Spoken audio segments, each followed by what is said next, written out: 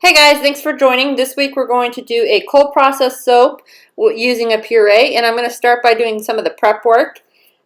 This circle soap mold holds about 2¼ ounces, I think, of soap, or 2½ ounces of soap. So I'm using soap from Nurture Soap. It is melt and pour, clear base. It's really crumbly and really hard. If you're looking for a harder soap, that's definitely a good one.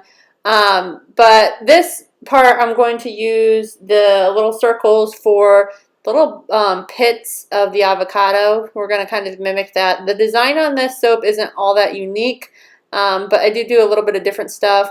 And I just thought it would make a nice recipe to kind of use avocado puree, because you guys seem to like the puree recipes that I make.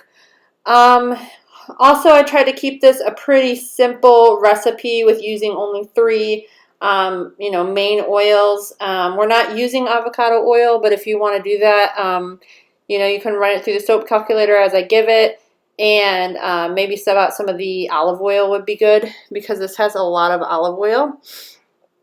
But first, like I said, we're going to do all the prep work, and then we'll get into it. Now, to get a nice green color, I'm going to be using some French green clay, and I'm also going to be using a mica, this Hello Spring from Nurture Soap. And I know that the avocado puree itself isn't going to give like much color to the soap. In fact, it kind of did brown a little bit when I added the lye solution to it. So again, we want to keep the color really bright, really green, just like a fresh avocado when you cut it. I like to take my clays anytime I'm using clay and kind of get them damp ahead of time before I even start making the soap or measuring my oils. I just do a tiny bit of water so that the clay is actually getting wet. This helps your clay mix well into the soap, and it also helps with the clay not pulling any of the water that you use in the soap and drawing it out and then kind of making your bar a little bit funky. So that's why I do that. I'm also using Avalon for the fragrance oil. I like to measure my oils out ahead of time, especially when they're in a bigger bottle. If you're doing that, make sure you use a glass container, because it will eat away at plastic, some of the fragrance oils. It just kind of depends on what type of plastic you're using and what's in the fragrance oil. But this one kind of smells, citrusy, and has notes of apple and sugar, and it just is a little bit musky as well. So I like it, and I thought it would be a good idea for the soap. I know avocados don't really have any kind of fragrance so much.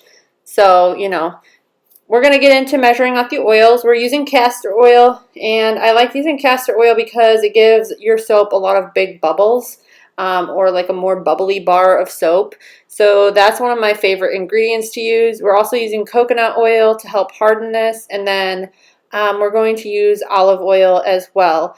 Like I said, this recipe has a lot of olive oil, and if you want to sub out a couple ounces of the olive oil for for avocado oil or something like that, you can. Just make sure you run it through your soap calculator. You don't want to have a mess, basically is what I'm saying. I would only sub out maybe 2 to 4 ounces of the olive oil for avocado.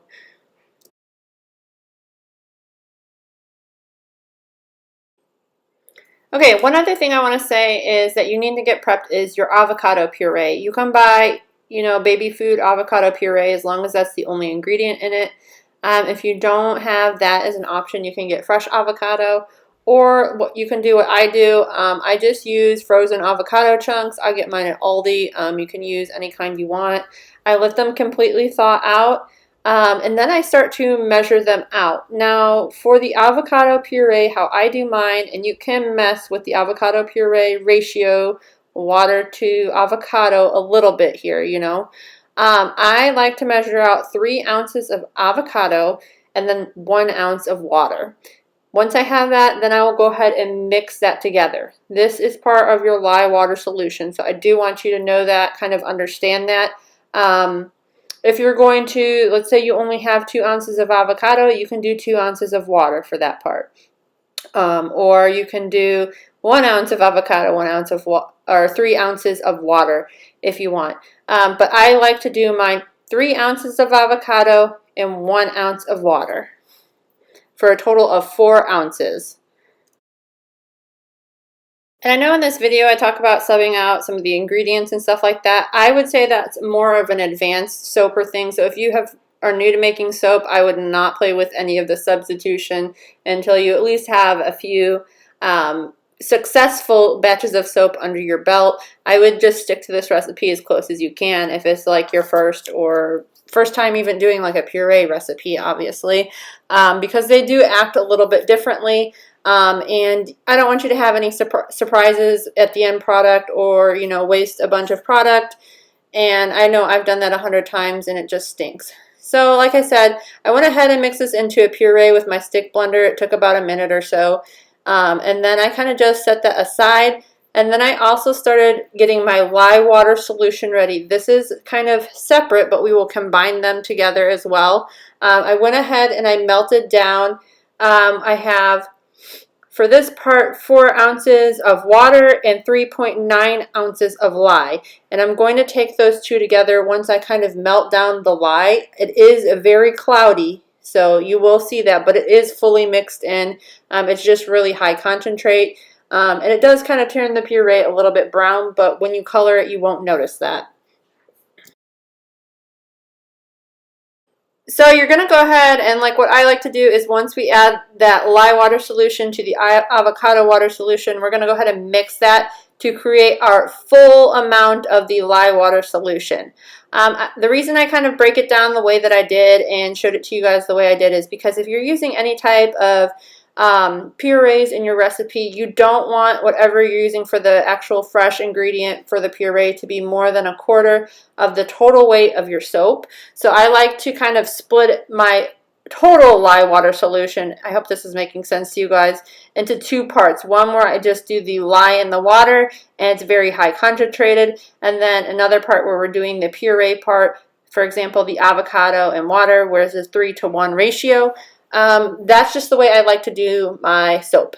So I'm going ahead and I'm adding in the clay before we start mixing, because I like to make sure the clay is really well dispersed, and for me that's the best way to do it. And then I also went ahead and added in just a couple scoops of the green, and it gave me the perfect green, guys. I was so impressed with this green. This is the first time in a really long time that I actually got the color I was looking for in soap when I kind of custom mix and blend my colors. So I was really happy with that. Another kind of soap tip that I want to give you guys if you're new to cold process soap making is I like to always make sure that my soap batter is to at least a light trace before I add fragrance oil.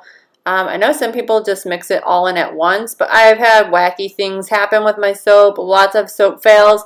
Some of them I even have posted to this channel and left them up just because, I mean, it's for learning.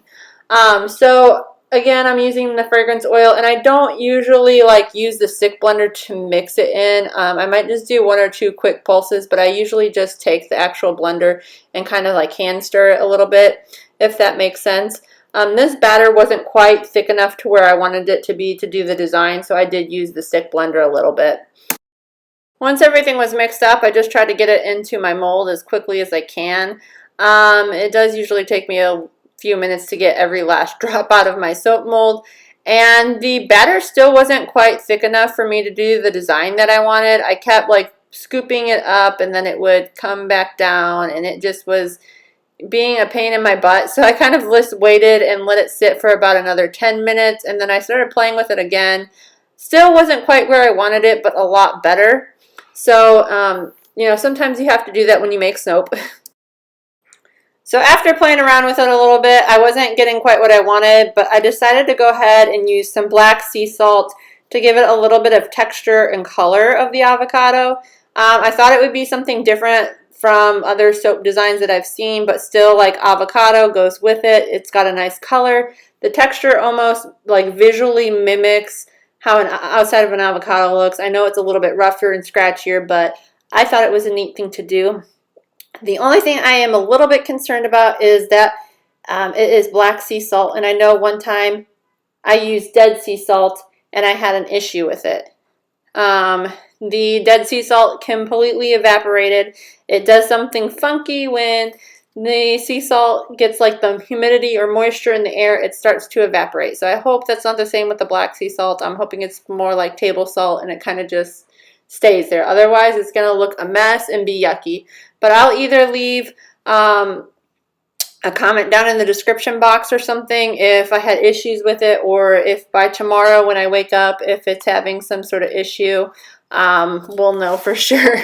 So leave a comment though if that has happened to you before, where you've just had issues with like an ingredient that you didn't know was going to do something crazy, that you thought it was going to do one thing and you were excited and then, you know, it just totally went opposite for you.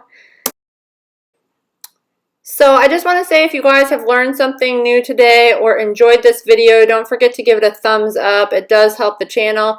I'm going to go ahead and let this soap cure overnight, probably a little bit longer than 24 hours, because I think it's going to be a little bit softer when I pop it out of the mold. But I do appreciate all you guys watching the channel and the feedback that you guys give. So this is about a week later. I almost forgot to show you guys the final cut. I do want to mention that I did like to cut this soap on the side because of the black sea salt. I didn't want drag marks to go through my soap, so that's a little bit of a tip for you guys if you're getting drag marks where all the soap grains would show and it'd just make your soap look kind of ugly. So I cut it on the side. One other thing that I did notice too is when I cut this, and I'm not sure if it's because I just let it sit out so long, but there was a slight discoloration. So either the soap might have went through gel phase, or it's just maybe the way it's curing. We'll see when it's finally done curing what it looks like. But thanks again for watching, and like I said before, don't forget to give the video a thumbs up and subscribe to the channel.